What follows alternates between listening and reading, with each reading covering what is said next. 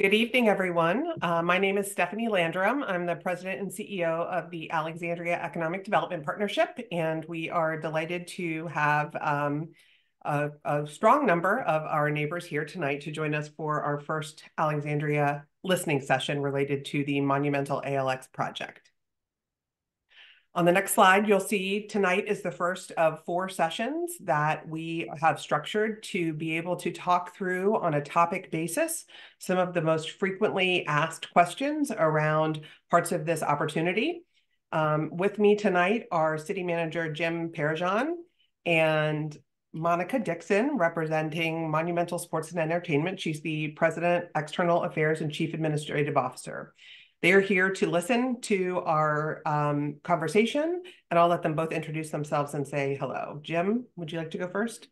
Yes, first of all, I'm Jim Parajan, I'm the city manager. I'm real excited and I appreciate our residents' time tonight to provide us with some information about this wonderful project that is under consideration. So thank you. And good evening, everyone. I'm Monica Dixon from Monumental Sports, and I will echo Jim's comments that we couldn't be more thrilled that you have chosen to give an hour of what I'm sure is a very busy schedule in your life to this session. And we're very excited to listen and to learn. Great. So let's talk a little bit about how the session's going to work. We're going to start it by an introduction of who the experts are. So each week you will see Jim and Monica here listening, but there will be a different set of panelists based on the topics available to answer questions. We'll start each presentation or each session with a brief presentation with some level setting information around the topic. So a few slides, and then we'll go right to questions and answers. Many of you have already submitted questions through there's a link on the monumentalalx.com website, and have found other ways to submit questions, whether it be through existing city website opportunities or on social media. So we've collected a lot of those questions, and we'll start tonight with those. We also have the opportunity here through the Zoom for you to enter live questions in the Q&A function. So please feel free to do that as we proceed if you have a question that's not being answered or a topic related to economic and finance that hasn't been covered. Because we have an hour, it's possible that we won't get to every question. And so we want you all to know that we will be capturing every single question asked, and we will compile those and provide written answers to every question, to include the ones that we answer here live tonight. And then we'll make that information available to everyone who's attended, and we will also post it on the monumentalalx.com website afterwards. And so with that, let's proceed to talking through who's here tonight to answer questions. Our panel includes Alexandria City staff who work in finance and advisors who the city has used for many decades. So I'll start with City of Alexandria Interim Deputy City Manager and our Director of Finance, Kendall Taylor. Hi, I'm Kendall Taylor. I'm the Director of Finance for the City of Alexandria. I've been the Director for almost 10 years, and I am currently serving as one of the Interim Deputy City Managers over the Finance Department, the Budget Office, and the Department of Community and Human Services. Next up, Jimmy Sanderson. Good evening. Thank you, Stephanie. Jimmy Sanderson. I'm with Davenport & Company. I've got my colleague, Ty Welford, here as well. I'll let him introduce himself in a moment. We are the financial advisor to the City of Alexandria, or another term is a municipal advisor. We work with Kendall in particular, assisting the city in funding their capital program, so their CIP. I have been working with the city since I started at Davenport almost 17, 18 years ago. So I have a long history of working with them on their general CIP, but also economic development projects throughout the city.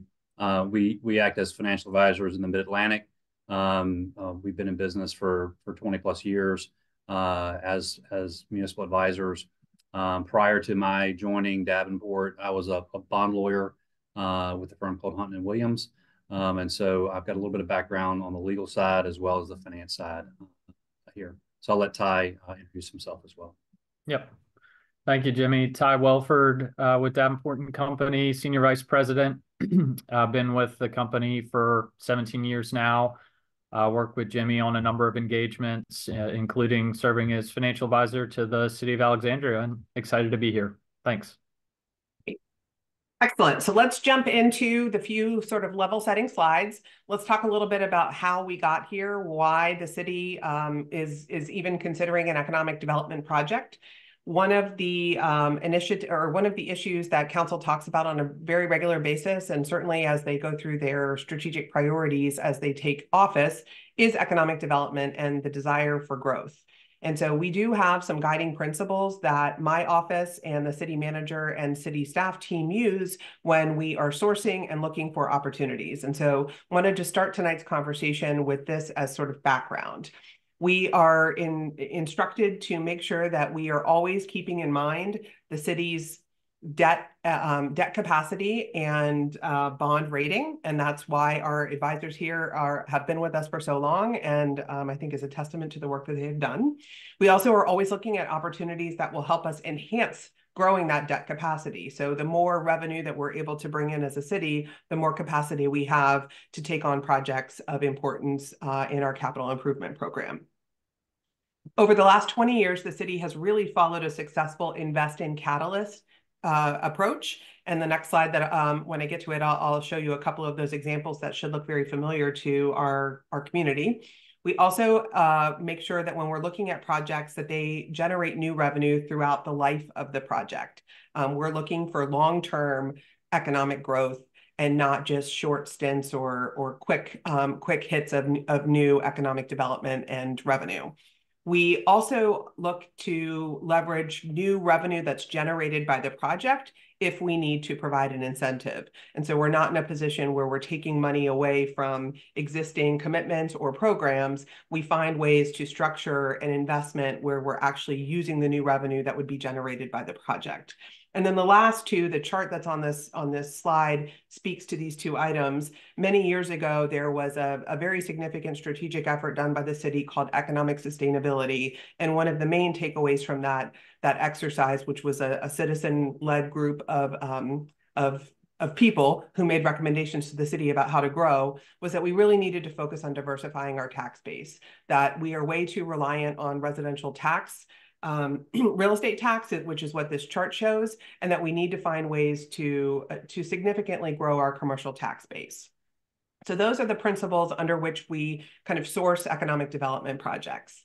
The next slide is some examples of the catalyst approach that we have used.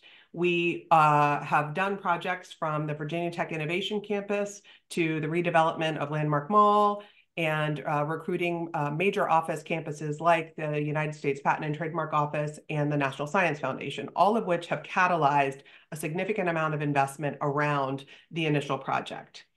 As we looked certainly over these last few years about how do we continue to follow this same pattern, one of the new things that we have been talking a lot about is finding commercial uses that are viable in a post-pandemic world.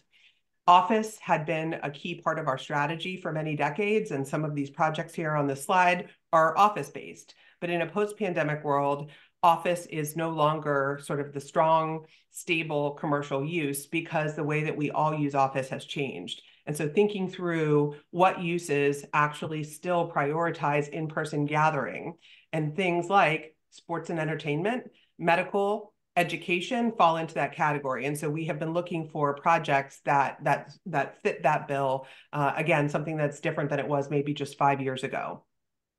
Every time we consider a catalyst project, we do a fiscal and economic evaluation where we compare the base case of either what exists today or what is likely to exist without intervention versus the opportunity. And then we also look at market realities and trends.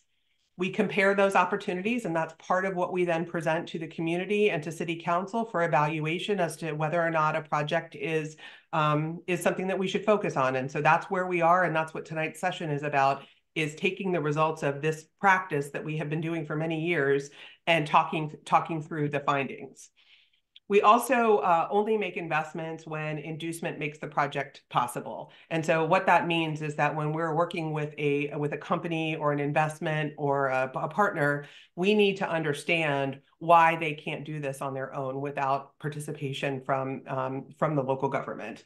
And then finally, we really are always looking to do deals with as many partners as possible. In this instance, we're talking about a partnership not just with Monumental Sports, but with the Commonwealth of Virginia and with a development entity. And we're finding ways to invest in the project, but also invest in the community alongside it. So I think most people have heard or know that we, AEDP, contracted HR&A advisors to do an economic and fiscal impact analysis. Again, a standard part of how we evaluate opportunities, to compare this opportunity to bring an entertainment and sports complex and district to Potomac Yard. And so these are the top line results. A portion of the study and an overview memo of the study is available on the website, and we are going to be answering some questions about it tonight. But this project contributes direct revenue to both our community here in Alexandria, the Commonwealth, and really, because of its size and scale, the region. And so these are sort of the top line numbers here: $4.9 billion in economic impact for the city, $31 million in new education funding. It's a core part of the project that we have studied, is what are the community benefits and revenues that will be available to the city to use for other important initiatives, and a significant amount of investment in new transportation and transit, both in the project area, but also in the surrounding region. So the next two slides, I want to just, again, level set. What was the base case that we are comparing this opportunity to? And so you see here a picture. It's a little bit dated, but in some ways it's pretty much still what the site looks like. It's a shopping center that was built almost 20 years ago. And it was built at the time to be a temporary use while we figured out how and if we were going to build a metro station. And we planned as a community for what then sort of development we would like to see around that metro station. And so we're coming to the end of that 20-year initial term. And unfortunately, because of the market, because of the pandemic, and because commercial uses, traditional commercial uses really are not that viable, the base case that we are comparing this opportunity to is a scenario where this shopping center stays as is for the next 20 years.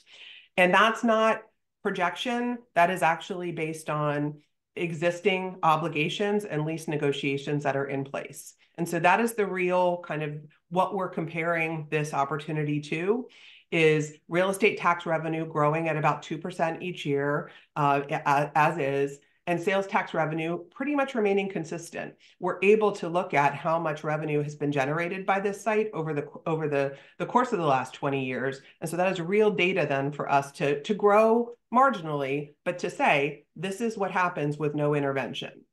The existing parking lot would stay as is. We would potentially get some new residential building on the site that was the movie theater once the market recovers. And so we probably would not see that until about 10 years from now. And so those were the inputs that our advisor used to establish the base case. And we're comparing that then to the entertainment district case, which is very different, obviously. It brings to bear a number of assets in the red area as the arena phase and phase one, to include an arena, a performance venue, a office building, headquarters for Monumental, a Wizards basketball team, NBA practice facility. But then it also catalyzes hotels, residential, and another private office building in just phase one.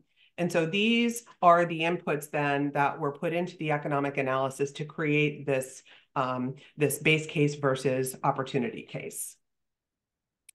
Another big top line number is the number of jobs that this entertainment district would create. And I know there's been lots of talk about these numbers, and so I want to make sure I'm clear that the number of jobs that would be created in the Commonwealth for permanent jobs, so everybody working at the facility that we're talking about, but also to be working at the other facilities and follow-on development that will happen, as well as development that will start to happen as you sort of concentrically move away from this catalyst impact. So there will be new jobs that are created in Arlington. There will be jobs created throughout the Commonwealth to service a lot of the businesses here. So think about professional plumbers and HVAC and all of the kind of specialties that are required to maintain buildings. They won't necessarily be jobs right here in Alexandria, but the impact will grow throughout the Commonwealth. And so that number is 30,000 jobs as a result of this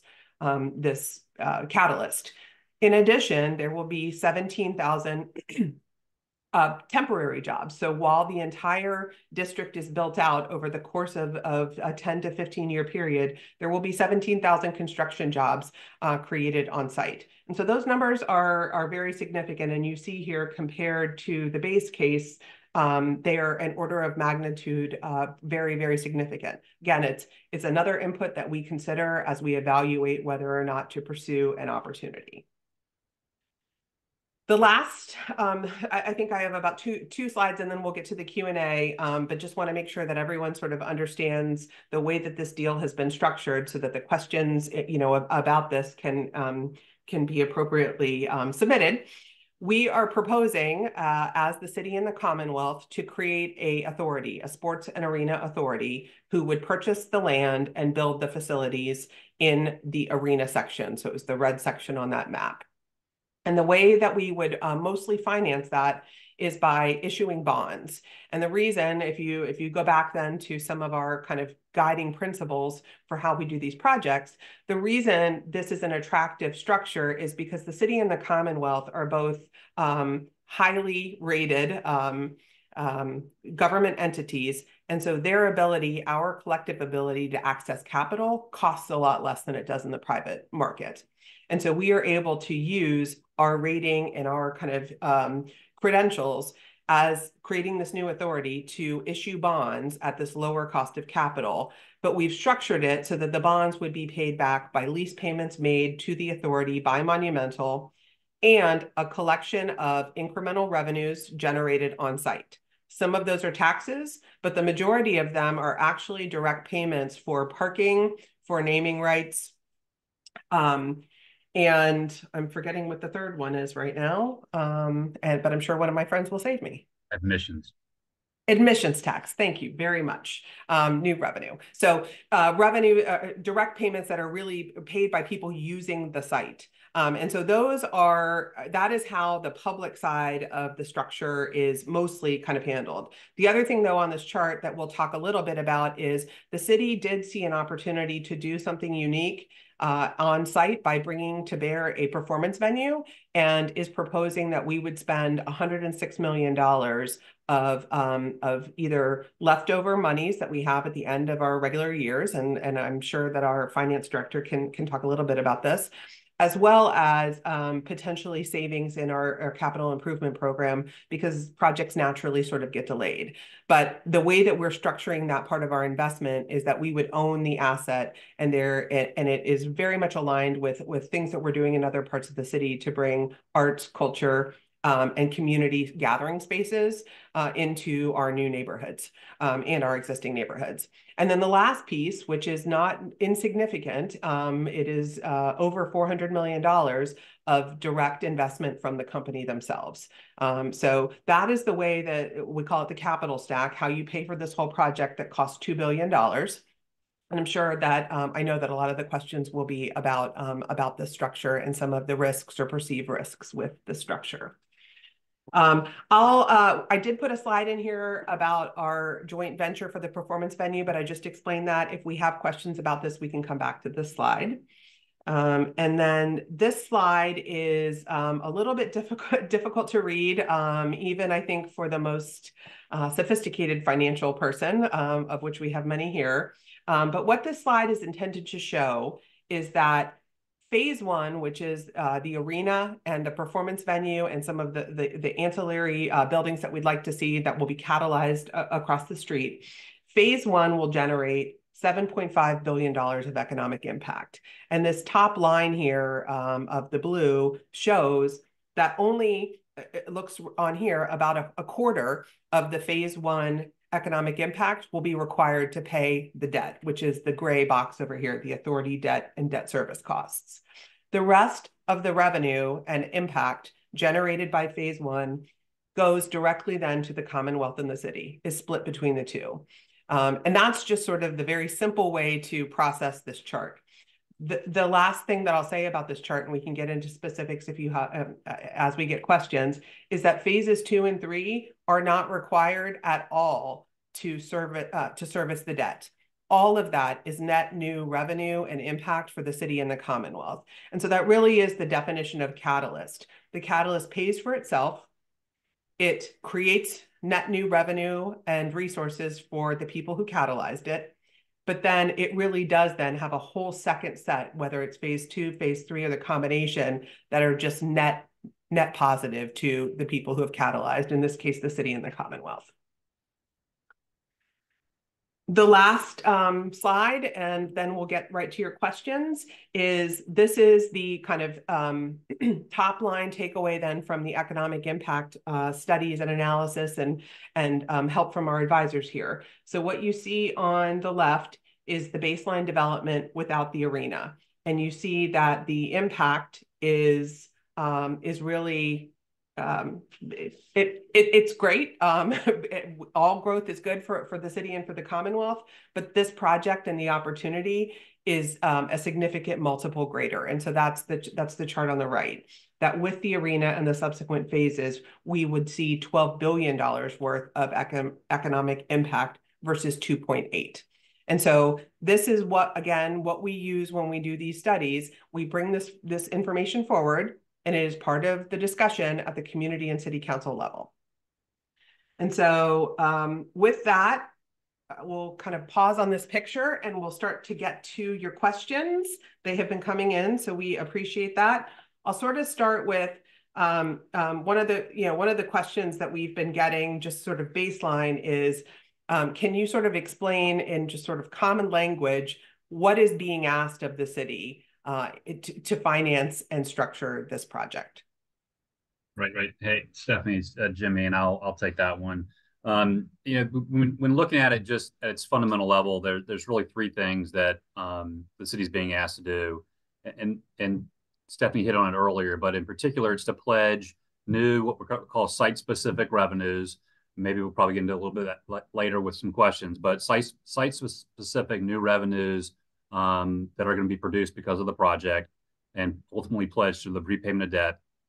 Stephanie hit on a little bit as well related to one of the pieces of debt, which is going to be repaid from those specific site revenues. We're going to put our contingent moral obligation behind it along with the state.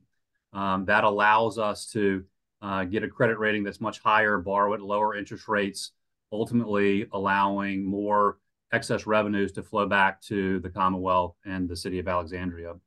And the last piece relates to the lease revenue bonds that, again, are going to be issued by that Sports and Entertainment Authority that are going to be backed by the lease revenue payments of Monumental. Both the state and Alexandria are putting their credit enhancement behind that as well in order to get those ratings higher, again, borrow at lower rates, and therefore be able to generate more proceeds to finance the project.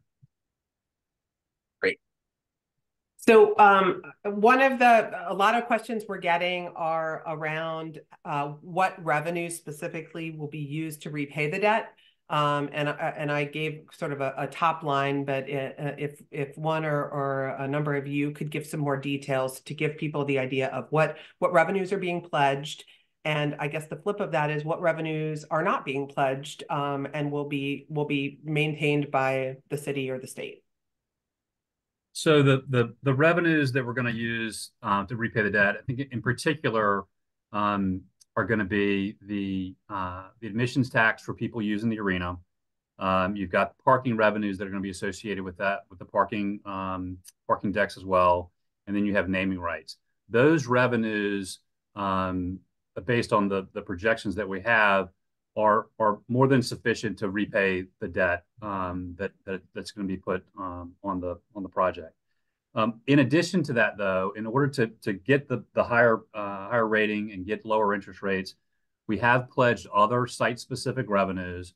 Those are going to include property taxes, hotel taxes, meal taxes, but only, again, within the sports and entertainment district that we've defined. So they're not taking revenues or taxes that are in other parts of the city that are currently being used to pay just the general fund operations of the city. So I think the important thing is that, again, they're site-specific new revenues to the city, and they don't exist without the project itself. And in particular, the what I'll call the arena-specific revenues are modeled to be sufficient to pay the debt service by themselves. Yeah.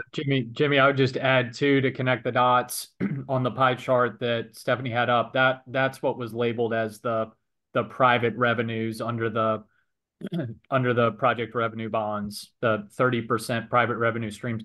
That's those specific ticket tax, admissions, parking, naming rights that you had just hit on.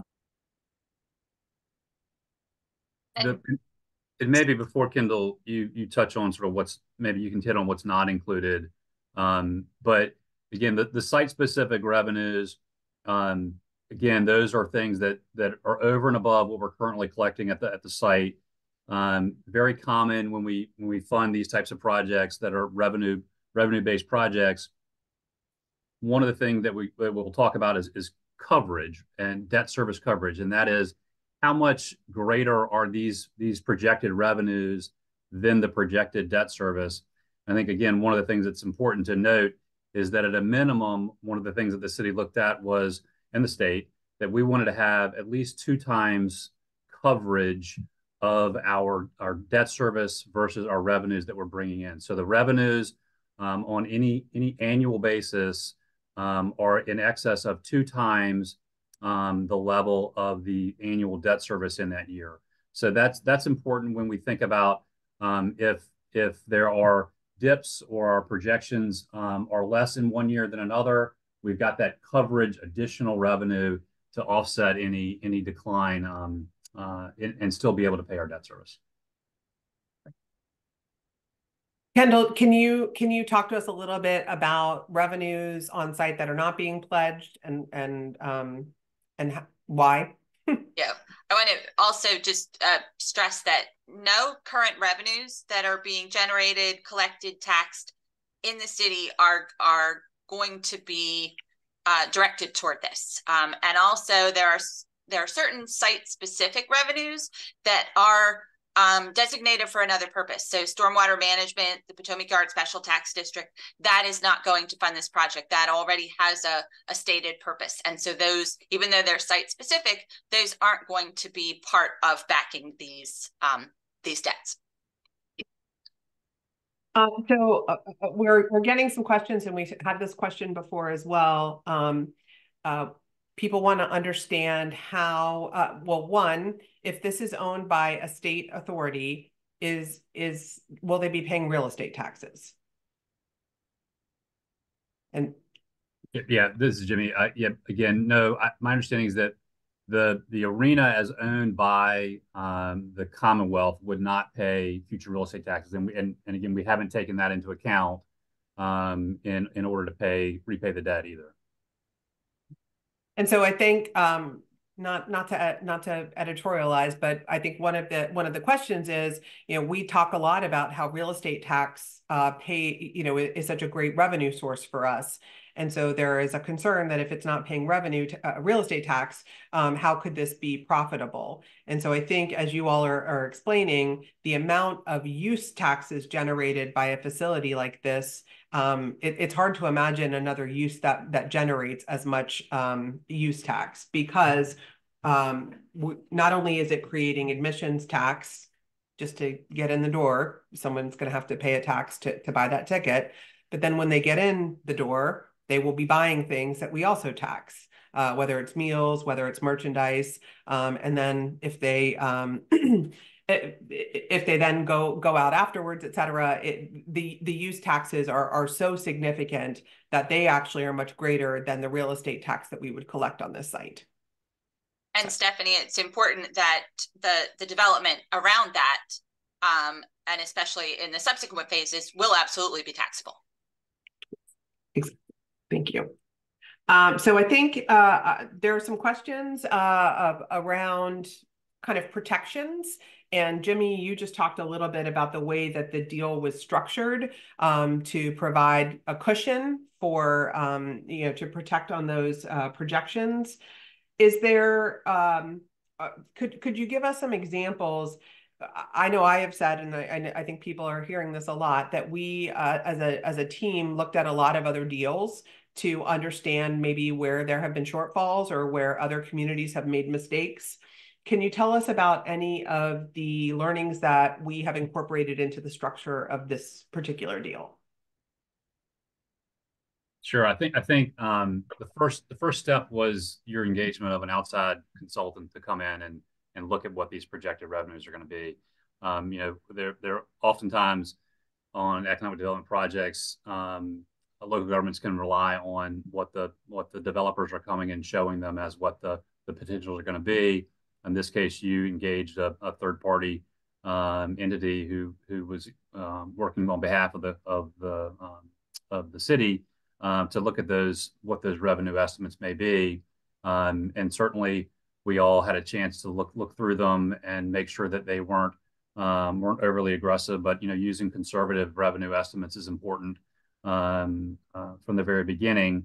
And again, we only want to look at site-specific revenues has sort of been the mantra of the team in reviewing this project, as opposed to some others that have looked at locality-wide taxes. So instead of looking at hotel taxes across the entire city, we've only been focusing specifically on this one entertainment district. I think a couple other things when we talk about it there, the structure that we're looking at is a senior and a subordinate piece. We noted that Alexandria and the Commonwealth are going to put their contingent moral obligation behind approximately $350 million each on that debt. That's not all of the debt that'll be issued, that'll be secured by the tax revenues. There's a senior piece that will be will have no backing by the city and the state, but the revenue, the coverage levels at that on that piece are much greater, 4 to 6 times coverage, meaning the revenues are 4 to 6 times the debt service on that piece. And the smaller piece that we're backing with the contingent moral obligation is, again, a minimum of 2 times coverage is something we're looking for. So we certainly didn't structure from the beginning to be close on those coverage levels. If you were at, again, 1 times coverage, it would take just a little bit of movement in what your projected revenues may be. But in this case, we're at least have 50% of our revenues could go down, and we could still cover our debt service without calling on that contingent moral obligation of the city or the state. One other thing I'll mention too, even before that may happen, there are reserves in place. So there'll be a minimum of I think 1+ year of debt service that will be held in a reserve if there are any instances where there is a interruption of activities. So we've got some reserves that are going to be in place from day one to pay any debt service if revenues were to be insufficient. And the last thing is both the city, the Commonwealth, and Monumental have had conversations about making sure that we are funding capital reserves as well that will be available to make sure that the facility is well maintained going forward. Great. That so two kind of follow-up questions on those topics. The last point there that you made, the capital investments. So there have been a number of questions where people are concerned. They see that sports teams at the end of a term pick up and leave and go somewhere else because the facility or partway through their term, decide that they need lots of new investments and upgrades, and they come back to the jurisdiction and ask for money. Can you explain a little bit about the reserve fund and how the reserve fund is structured to prevent those two scenarios from happening? Yeah, I think the commitment from the very beginning by the Commonwealth, the city, and Monumental to understand that we have to set aside revenues in this stream of money. So the numbers that we've been talking about all include the funding of that capital reserve really from day one. And it's not a stagnant number is what we're hoping for either. It's going to be a number that grows over time. So it's going to be growing with inflation as well. So that at the end of the term, you won't have a situation where there are large capital needs that may be necessary, but those capital maintenance requirements would be taken care of, as you go through. And so at the end of that 30 plus year lease, you would still have a facility that isn't in disrepair or dilapidated, but is still at a standard that Monumental would want to continue to play and operate there. So maybe Kendall can answer this. This is kind of the second follow-up question is, people I think are understanding now that what 2 times coverage means, and so that on any given year there's going to be more money than we need to pay the debt. Kendall, what happens to then that extra money at the end of the year, or Jimmy or Ty? And because I know what the answer is, then who decides how that money gets spent? So on the city side, that is money available for programs, services, additional capital projects. And we have a budget process that involves the community and a tax rate process that how we tax our community. And so we decide how that money is being spent. We as a community, as a city council, the manager, it is a discussion that everyone is familiar with. And so every year, maybe to clarify this, every year that the facility performs at least 50% of our projections, 50% or more, there will be money left over that the city then receives and goes to the general fund. The general fund or the capital fund. That's correct. And maybe Stephanie to add to, this isn't a concept that Alexandria hasn't used in the past either, right? So and you know it better than anyone, but the metro station project that you all took on, it is I suspect a catalyst to being able to even do this project, having that there. But we borrowed a significant amount of money to build that metro station stop, and it was a commitment that we looked at. And one, making sure that it wasn't going to again hurt our rating, but it was a large capital improvement that the city took on. But the goal there was, and I think it's played to fruition, is that the area would pay for that debt, and it is, and that it also contributes to the city's general fund dollars that really wouldn't otherwise be available and can be used as city council and the city residents determined to use throughout the other parts of the city. Yeah, Jimmy, basically annually, the Potomac Yard Fund the past several years contributes about $6 million to the general fund. That's above and beyond the cost of funding the debt for the metro station. Kendall, can we ask you some questions about how the city would pay for a cash contribution to build this performance venue? There have been some questions about where would that money come from?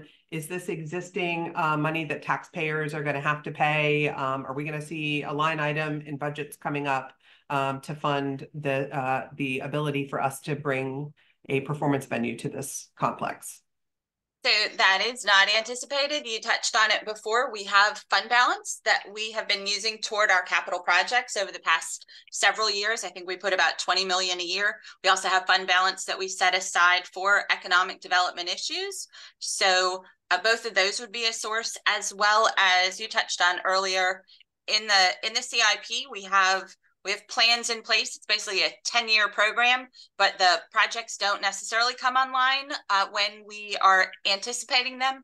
So we're likely to shuffle some things around, knowing we're going to be kind of paying ourselves back down the line. And so we will shuffle around and look at fund balance and basically look at existing sources and projects to be able to fund something that you touched on it earlier, that economic sustainability idea is to have an experience-based entity, a performance venue. So it would be a capital project investment that actually generates more revenue, which is unique for our CIP. We invest in a lot of things, whether it's rec centers, infrastructure, schools, but this would be an investment in a capital project that actually generates revenue as well.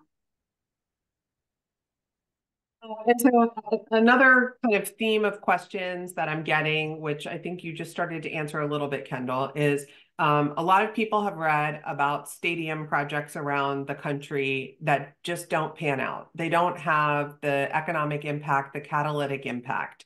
And so one of the things that is, we keep saying that this deal is very different because it's more than just an arena. Can anyone sort of talk a little bit and explain why we think that that this deal is structured differently and that it really is not comparable to building a stadium with surface parking in a non-transit area, and that the kind of the finances of those two things and the expected economic impact is very different? I'll start. One is there's variety here. You've got sports. You're going to have open space. You'll have restaurants. You'll have gathering. Somebody in the community recently said something that I thought was really important. When you lift the water, all the boats rise. So if we've got something that is bringing people into Alexandria to eat at our restaurants, to stay in our hotels, that is those are dollars coming in that are not coming from our residential homeowner. They're not coming from our existing residents. And I think that's important for the entire business community. And I guess maybe I'll add to that, Stephanie, go back to the capital stack that you described.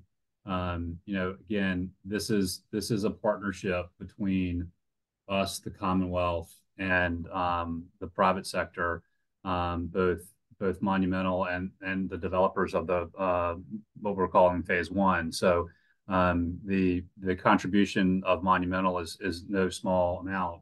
There's a large cash contribution as well as an agreement to a long-term lease that we're monetizing as well. But then there's also going to be the commitment to move forward with phase one from the private sector as well, and that's going to be important and something that we are going to keep our eyes on very carefully because we want to ensure that that's going to take place. And so this is more than, in my mind, it's more than just the placement of a stadium or an arena on a brownfield, but it is an entertainment district that will encompass far more than just the arena asset itself, but also the phase one developments, the additional revenue and that Kendall was talking about, but then also the expectation is that it's going to springboard those future phases that are far more lucrative to the city than what we expect to take place here without this catalyst. Yeah. And Jimmy, I would just add one other thing that is a bit unique to the arena as well. Just the significant amount of event related revenue here, given there are really two professional sports teams moving into one arena. So while having a venue booked for a certain number of days might not be unique, having it booked for two professional sports teams is not all that common across the country. So it just underlines the magnitude of some of those event specific revenues that we'd hit on earlier. Thank you, Ty. So I have some questions about, I will assist the panelists if they don't know all of this, but we have some questions about the authority structure and sort of what protections will Alexandrians have in having this new entity kind of overseeing the development and the finances of what is obviously very complicated. And I know that Jimmy and Ty both know a lot about other authorities in the Commonwealth, and can maybe talk a little bit about, you know, a more general approach. I will say for the community, we are expecting some more information about how the authority, the enabling language, to be able to share actually over the next few days. There is some language that is available in the governor's budget that gives a framework and an outline of how an authority like this would be structured. But Jimmy or Ty, any words that you can share about how these authorities are structured and the protections then that are in place for the community? Yeah, I think a couple things. One, it is going to be a state authority formed by the General Assembly. You know, the makeup of it is maybe still in flux, and ultimately that'll be a decision that the General Assembly makes. But I would expect that it would have input and members of that board appointed by the Commonwealth and appointed by the city. So there will be some continuity between the city and the Commonwealth as to who sits on that board. I think the other thing that I'll say is the authority in and of itself does not have the power and the ability to really take on this project without the city and the Commonwealth making agreements on funding of it. So the authority's funding is from the city and the Commonwealth. And let's just talk about the city because that's what's important here. The city will be entering into agreements that provide and transfer potentially these monies over to the authority to pay this debt service. And with that, the city will be able to negotiate and come to terms that make them comfortable on how those monies are spent and the utilization of future tax dollars to pay that debt service, and how the arena is run. So not that we want to get into running an arena, but there certainly would and should be some ties between the city's ability to fund the arena and then what goes on in the arena as well. Jimmy, you might also just hit on at a very high level, just with the authority issuing the bonds, that there is a potential advantage on some of the debt being tax exempt, right? And that just helps lower the interest rate on the debt service payments. Yeah, that's right. I mean, a big part of what has been looked at is the ability to finance a large portion of this project on a tax exempt basis. The establishment of the Sports and Entertainment Authority is one that can issue tax exempt debt. Both the Commonwealth and the city have engaged tax counsel to look at that very carefully. So how that's structured and the way that the authority has to operate will be dictated, in particular if we want to take advantage of the ability to issue tax exempt bonds, and that just allows us to borrow at a lower rate as well. So that's right, Ty. That's absolutely a positive. So there are some questions here about how a project that is unique like this likely comes with some unique costs for the city, specifically around transportation and around safety. And there's a question about whether we took into account kind of those additional fiscal costs when we evaluate this, and does our economic impact, does it assume that it's just the same level of service that we provide now, or did we make assumptions about those additional costs?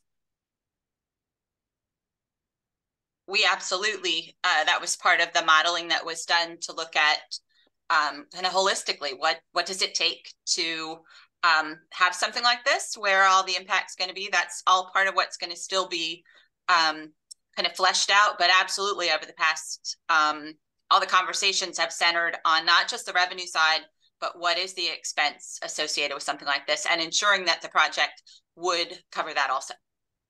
Great. Well, while I have you, Kendall, there are some questions here. People want to know, with all this new revenue, when will their real estate tax rate be reduced? So that's a great question. Something to think about anytime we think about the real estate tax rate. Any penny on our real estate tax rate is worth about $5 million. And so any time that we can generate $5 million, whether it is through savings, whether it's from getting a grant to do a project in the CIP, or whether it's new revenue, anytime we can generate $5 million, that's the equivalent of a penny on the tax rate. And so if you think about it the other way, if we need to generate $5 million, real estate taxes provide about 60% of our revenue. So that's really our only source. And so when we can generate multiples of $5 million, it helps us reduce our reliance on the real estate tax rate.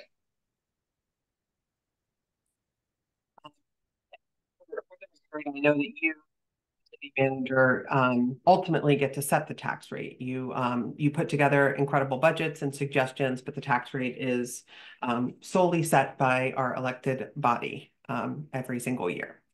So there have also been a couple questions about how do we pay for something like this while it's under construction? And maybe getting a little bit into the design of bonds. Again, this is something, right, that the city and people who issue bonds deal with all the time. But Jimmy, could you explain how the project gets funded before it actually starts generating revenue? Yeah, yep, no, that's great. That's a great question. Any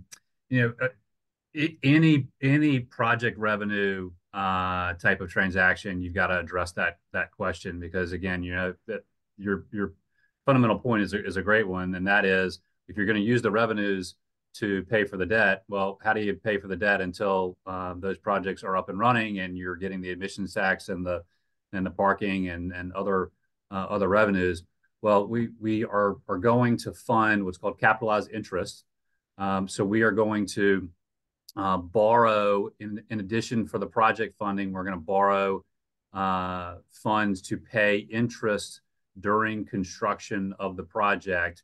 And then obviously we'll add some cushion to that as well. You don't want to go right to the projected completion date. So the principal and interest amortization combined won't begin until after the projected completion date.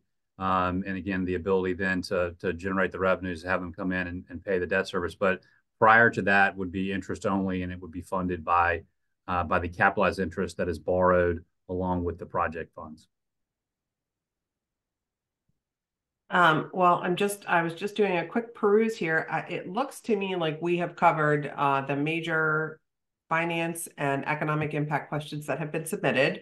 As I said at the beginning, we are able to capture everything that has been submitted both here live and also before tonight's event started, and we are going to be putting them down into writing and being able to submit written answers to all of your questions.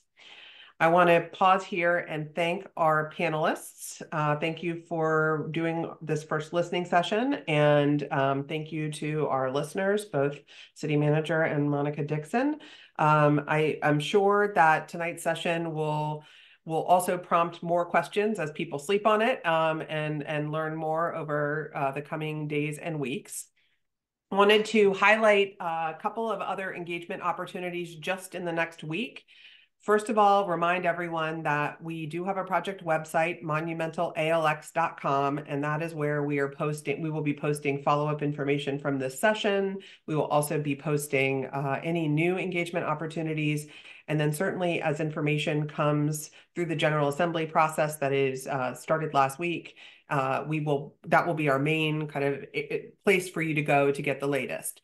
But also next week, there are 3 other things that you can plug into or attend.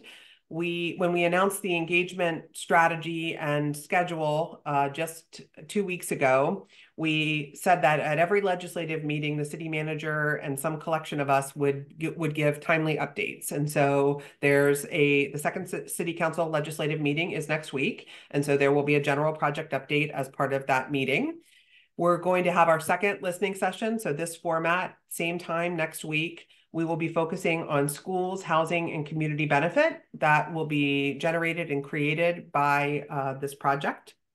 And then next weekend, on the 27th, the City Council will be holding a town hall style session where council members will answer questions and address comments that have been submitted prior to the event. This is a format that they have done now a few times on other topics, and I think just in general, but this town hall is specifically for this project. And so that will be not this weekend in 2 days, but the following weekend on January 27th. And in the meantime, we would encourage those who have more questions or want to submit comments to continue to use the form that's now on the monumentalalx.com website. And we appreciate everyone's attendance tonight, and we appreciate the great questions and the ability to continue to answer them and explain this opportunity as it continues to come to shape. And so with that, we will wish you a good evening, and everyone stay warm and be safe tomorrow with the weather. Thank you.